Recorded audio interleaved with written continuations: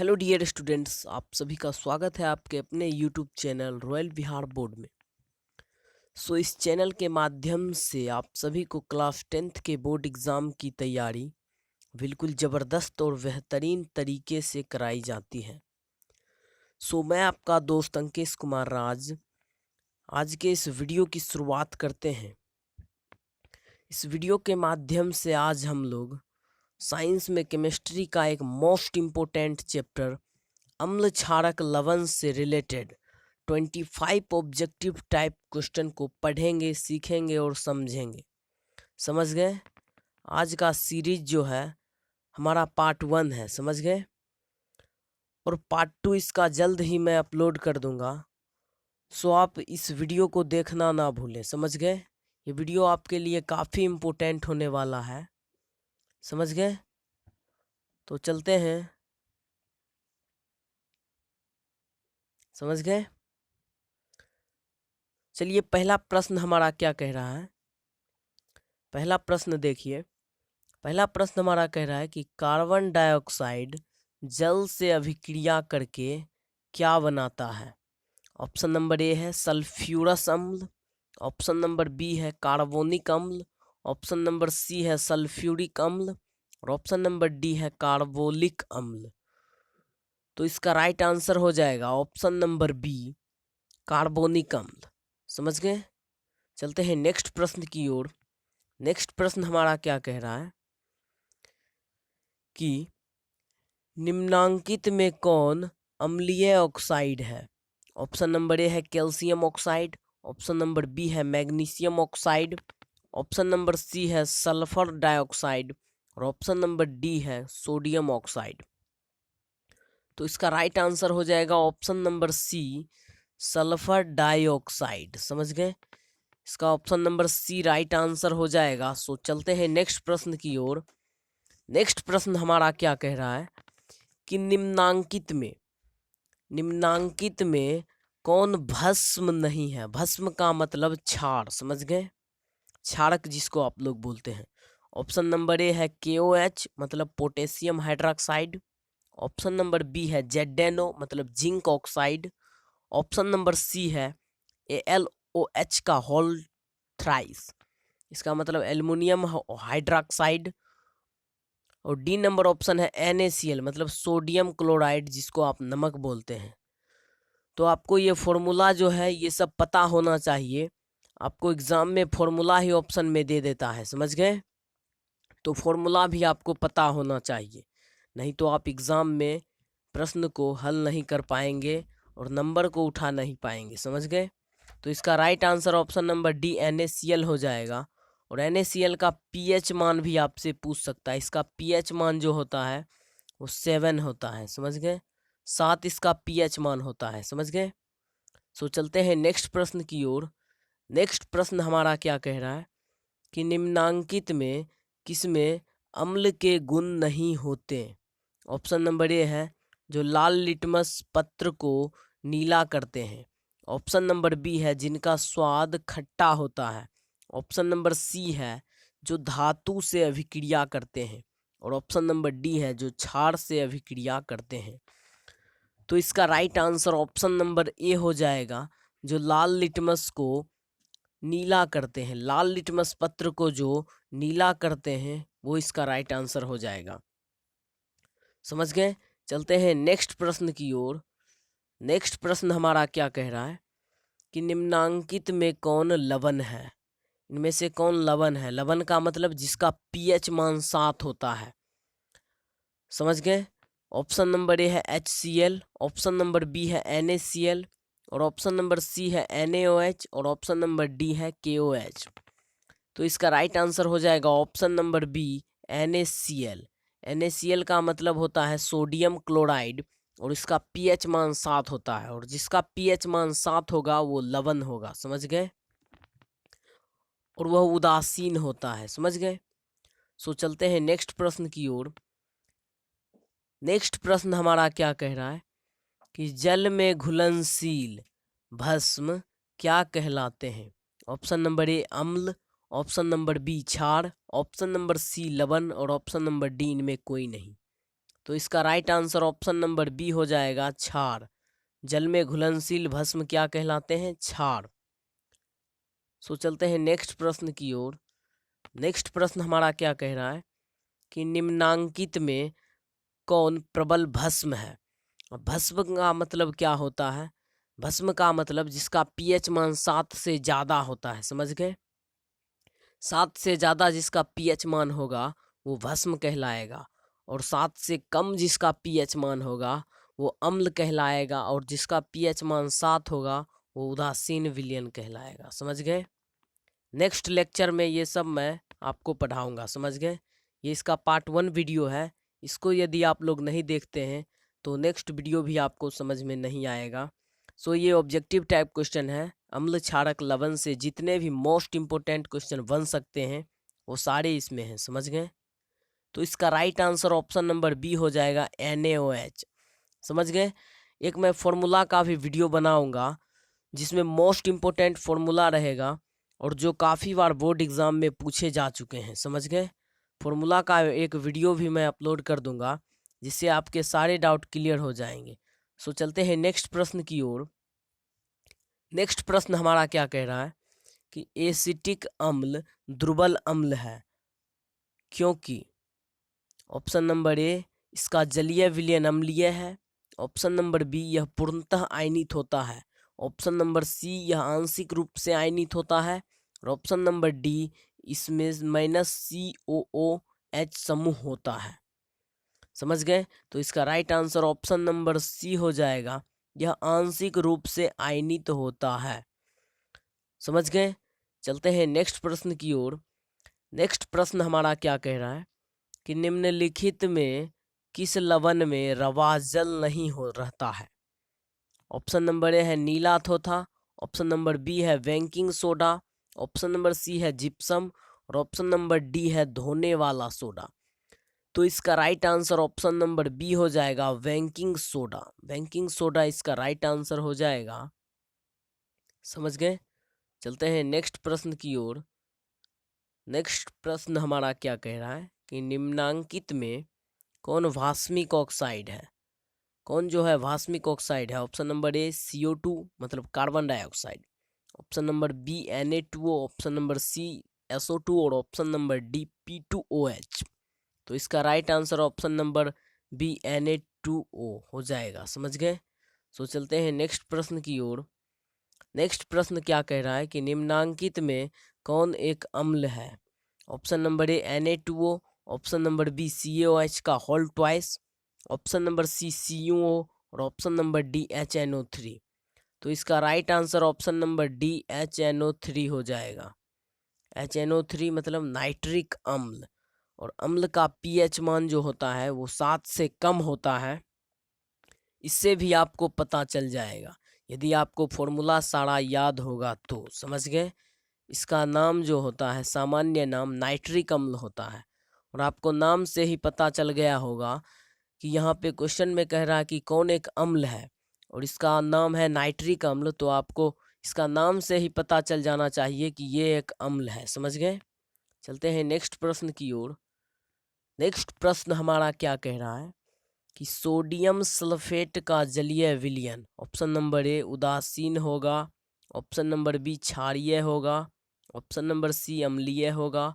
और option number D wafer होगा। तो इसका right answer option number A हो जाएगा, उदासीन होगा।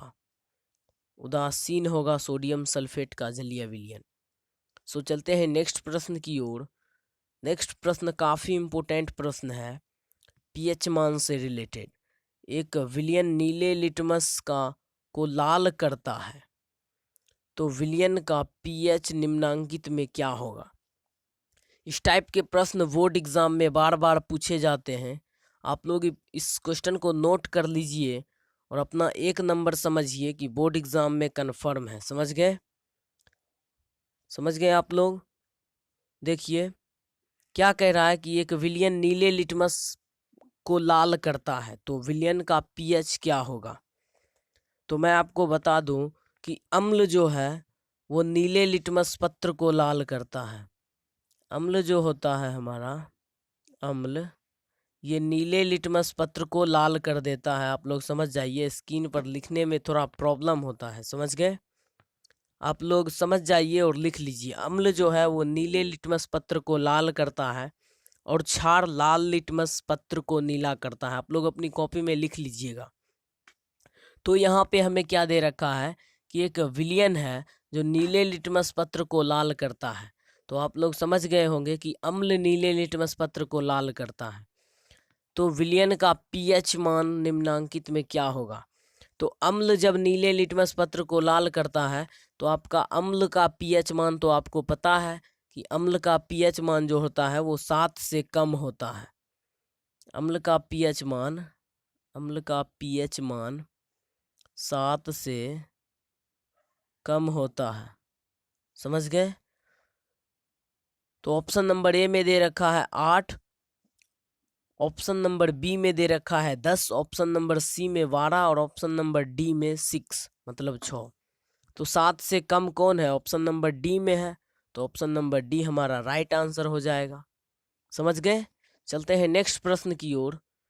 नेक्स्ट प्रश्न हमारा क्या कह रहा है कि निम्नांकित में कौन हाइड्रोनियम आयन है? Option number A H3O+, option number B H3O-, option number C OH- और option number D OH+। Hydronium आयन, तो इसका right answer option number A हो जाएगा H3O+ हाइड्रोनियम आयन। तो चलते हैं नेक्स्ट प्रश्न की ओर। नेक्स्ट प्रश्न हमारा काफ़ी इंपॉर्टेंट प्रश्न है। आर्हेनियस अम्ल जलीय विलयन में ऑप्शन नंबर ए OH- बढ़ाता है, ऑप्शन नंबर बी H+ बढ़ाता है, ऑप्शन नंबर सी लवण बनाता है और ऑप्शन नंबर डी इनमें कोई नहीं। तो इसका right answer option number B हो जाएगा H+ बढ़ाता है, हाइड्रोजन आयन बढ़ाता है, समझ गए? नेक्स्ट प्रश्न क्या कह रहा है कि जलीय विलयन में एसिटिक अम्ल का आयनन ऑप्शन नंबर ए नहीं होता है, ऑप्शन नंबर बी आंशिक रूप में होता है, ऑप्शन नंबर सी पूर्णतः होता है और ऑप्शन नंबर डी अनुत्क्रमणीय होता है। तो इसका right answer option number B हो जाएगा, आंशिक रूप में होता है। जलीय विलयन में एसिटिक अम्ल का आयनन आंशिक रूप में होता है। एसिटिक अम्ल एक आंशिक रूप का जो है अम्ल है, वो समझ गए? वो ज़्यादा खतरनाक अम्ल नहीं होता है, इसलिए इसका राइट आंसर हो जाएगा आंशिक रूप में होता है। उसमें हाइड्रोजन आयन जो होता है वो आंशिक रूप में होता है, समझ गए? चलते हैं नेक्स्ट प्रश्न की ओर। नेक्स्ट प्रश्न हमारा क्या कह रहा है कि निम्नांकित में किस अवस्था में एसिटिक अम्ल विद्युत का संचालन करता है? ऑप्शन नंबर ए टॉल्यून के विलयन में, ऑप्शन नंबर बी जल के विलयन में, ऑप्शन नंबर सी केरोसिन में और ऑप्शन नंबर डी इनमें कोई नहीं। तो इसका right answer option number B हो जाएगा, जल के विलयन में, समझ गए? चलते हैं नेक्स्ट प्रश्न की ओर। नेक्स्ट प्रश्न हमारा क्या कह रहा है कि बेकिंग पाउडर का एक अवयव सोडियम बाइकार्बोनेट है, इसका दूसरा अवयव क्या होगा? ऑप्शन नंबर ए में दे रखा है एसिटिक अम्ल, ऑप्शन नंबर बी में दे रखा है zinc sulphate, option number C में है टार्टरिक अम्ल और ऑप्शन नंबर डी में है चूना जल। तो इसका राइट आंसर हो जाएगा ऑप्शन नंबर सी टार्टरिक अम्ल। बेकिंग पाउडर का एक अवयव सोडियम बाइकार्बोनेट है और इसका दूसरा अवयव क्या है? टार्टरिक अम्ल, समझ गए? इन दोनों के मिश्रण से ये बेकिंग पाउडर का निर्माण होता है, समझ गए? सो चलते हैं नेक्स्ट प्रश्न की ओर। नेक्स्ट प्रश्न हमारा क्या कह रहा है? काफी लंबा प्रश्न है लेकिन बहुत आसान है, समझ गए? पहले इसको पढ़ते हैं। एक जलीय विलयन लाल लिटमस पत्र को नीला कर देता है, मतलब लाल लिटमस पत्र को नीला कर देता है तो वो विलयन कैसा होगा? वो विलयन क्षारीय प्रकृति का होगा, समझ गए? मैंने अभी आपको बताया। उसके बाद क्या है, इस विलयन में निम्नलिखित में किसे अधिक मात्रा में मिलाया जाए कि वह विलयन नीले लिटमस पत्र को लाल कर दे? मतलब क्षार में क्या मिलाएं कि वो अम्ल हो जाए, मतलब नीले लिटमस पत्र को लाल कर दे, समझ गए? ऑप्शन नंबर ए में दे रखा है हाइड्रोक्लोरिक अम्ल, ऑप्शन नंबर बी दे रखा है sodium carbonate, option number C है चूना जल और option number D ammonium hydroxide. तो इसका राइट आंसर हो जाएगा ऑप्शन नंबर ए हाइड्रोक्लोरिक अम्ल। हाइड्रोक्लोरिक अम्ल जो है इसका पीएच मान 1 या कभी कभी 0 हो जाता है, समझ गए। और ये काफ़ी खतरनाक एसिड होता है, समझ गए। इसका पीएच मान बहुत ही कम होता है, 1 या 0 के बराबर होता है। तो इसको यदि क्षार में मिलाएंगे तो वो अम्ल प्रकृति का हो जाएगा, समझ गए। तो हमारा right answer option number A हो जाएगा, समझ गए। ये हमारा राइट आंसर हो जाएगा। चलते हैं नेक्स्ट प्रश्न की ओर। नेक्स्ट प्रश्न हमारा क्या कह रहा है कि किसी विलयन के पीएच का मान 4 है, तो विलयन मतलब पीएच मान 7 से कम है तो वो विलयन कैसा होगा। ऑप्शन नंबर ए है अम्लीय होगा, ऑप्शन नंबर बी है क्षारीय होगा, ऑप्शन नंबर सी है उदासीन होगा, और ऑप्शन नंबर डी है इनमें कोई नहीं। तो इसका right answer option number A हो जाएगा, अम्लीय होगा। मैंने अभी आपको बताया, ये काफ़ी इम्पोर्टेंट प्रश्न है। ये लगभग 2 प्रश्न एग्जाम में आ जाते हैं अम्ल क्षारक लवण से, कभी कभी 3-4 प्रश्न भी आ जाते हैं। तो ये काफ़ी इम्पोर्टेंट चैप्टर है, मोस्ट इम्पोर्टेंट, समझ गए। सो चलते हैं नेक्स्ट प्रश्न की ओर। नेक्स्ट प्रश्न हमारा क्या कह रहा है कि अगर आपको शंका है कि मिट्टी की अम्लीयता के कारण गमले में फूल का पौधा ठीक से विकसित नहीं हो रहा है तो निम्नांकित में किस पदार्थ को मिट्टी में मिलाएंगे। ऑप्शन नंबर ए है चाय पत्ती, ऑप्शन नंबर बी है baking powder, option number C है नमक, और ऑप्शन नंबर डी है चीनी। तो इसका right answer option number B हो जाएगा, बेकिंग पाउडर। बेकिंग पाउडर को मिलाएंगे, समझ गए। चलते हैं नेक्स्ट प्रश्न की ओर। नेक्स्ट प्रश्न, निम्नांकित में कौन विलयन प्रबल अम्लीय होगा। ऑप्शन नंबर ए पीओएच बराबर 4.5, ऑप्शन नंबर बी दे रखा है पीएच बराबर 0, ऑप्शन नंबर सी पीओएच बराबर 14, ऑप्शन नंबर डी ख एवं ग दोनों। ये ख भी और ग भी, मतलब बी और सी दोनों। तो इसका right answer option number D हो जाएगा, बी एवं सी दोनों। पीएच 0 या पीओएच 14 दोनों एक ही बराबर है, समझ गए। तो इसका right answer option number D हो जाएगा। चलते हैं नेक्स्ट प्रश्न की ओर। नेक्स्ट प्रश्न क्या कह रहा है कि निम्नलिखित में किसकी प्रकृति अम्लीय है। ऑप्शन नंबर ए मानव रक्त, ऑप्शन नंबर बी चूना जल, ऑप्शन नंबर सी एंटासिड, और option number D lime juice. तो इसका right answer option number D lime juice हो जाएगा। अगला प्रश्न क्या कह रहा है कि उदासीन विलयन का पीएच होता है। Option number A 6, option number B 7, option number C 8, और ऑप्शन नंबर डी 9। तो मैंने अभी आपको बताया था कि उदासीन विलयन का पीएच मान 7 होता है। तो इसका right answer option number B हो जाएगा। सो चलते हैं नेक्स्ट प्रश्न की ओर। नेक्स्ट प्रश्न हमारा क्या कह रहा है कि नींबू के खट्टा स्वाद को खत्म करने के लिए निम्नांकित में किसका उपयोग सबसे अधिक उपयुक्त होगा। नींबू के खट्टा स्वाद को कम करने के लिए किसका उपयोग करेंगे जो ज़्यादा बेहतर होगा, ज़्यादा उपयुक्त होगा। ऑप्शन नंबर ए है चीनी, ऑप्शन नंबर बी है एक पदार्थ जिसका पीएच मान 7 के इक्वल है, बराबर है, ऑप्शन नंबर सी एक पदार्थ जिसका पीएच मान 6 से नीचे है, और ऑप्शन नंबर डी एक पदार्थ जिसका पीएच मान 8 से अधिक हो। तो इसका right answer option number D हो जाएगा, एक पदार्थ जिसका पीएच मान 8 से अधिक हो।